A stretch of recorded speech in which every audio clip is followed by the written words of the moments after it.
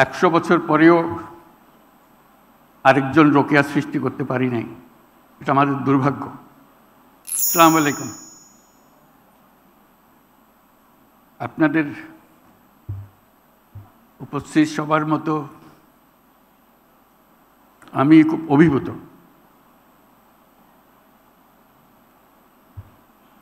মানে কিভাবে মনের ভাব প্রকাশ করা যায় বোঝা কঠিন হয়ে গেছে।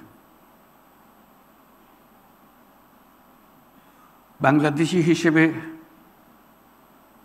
নিজেকে এখন অনেক উচ্চতার মাপে অনুভব করছি।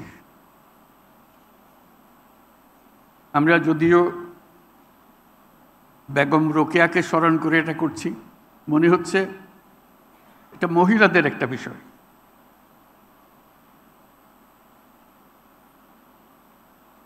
আজকের এই পুরস্কার মহিলাদের পুরস্কার না,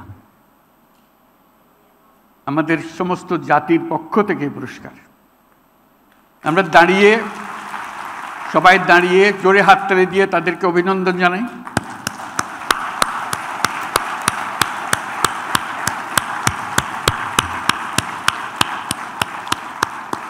ধন্যবাদ।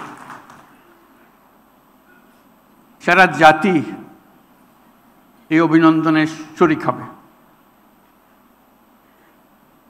আমরা যে মহিয়সী নারীর কথা স্মরণ করি আজকে অনুষ্ঠানটির আয়োজন করা হয়েছে, সেই মহিয়সী নারীর আত্মা আজকে শান্তি পাবে। তিনি যে কল্পনা করেছিলেন, তার ইমাজিনেশনে তিনি যেই সমাজ চিন্তা করেছিলেন, আজকে যারা পুরস্কার পেল তারা সেই সমাজ নির্মাণের পাথেও আমাদেরকে দিচ্ছে। আমরা সারা জাতি তাদের উদাহরণ থেকে, তাদের পথ চলা থেকে শিক্ষা পাই এবং যে আদর্শে বেগম রোকেয়া আমাদেরকে নিয়ে যেতে চাচ্ছিলেন, অতি চমৎকারভাবে তুলে ধরেছিলেন তার বক্তব্যে, তার লেখায়। আজকে যে 4 জন পুরস্কার পেলেন, যারা রোকেয়ার সেই পথে আমাদের জাতিকে তুলে দিল, এগিয়ে দিল। আমরা ভাগ্যবান, আমরা ভাগ্যবতী। আমরা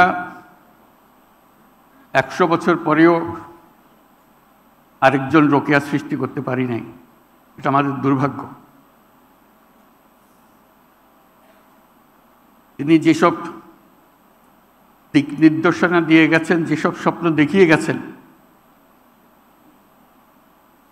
সেই স্বপ্নকে আমরা আমলে আনতে পারি নাই। কথা বলেছি, অগ্রসর হতে পারি না। আজকে তার জন্ম উপলক্ষে যে আয়োজন, সেটা শুধু তাকে স্মরণ করার জন্য না,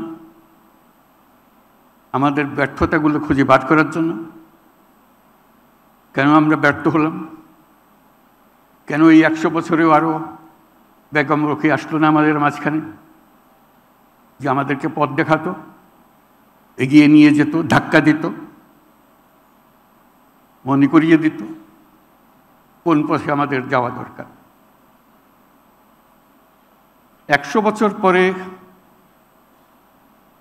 কি হলো? কত অগ্রসর হলো?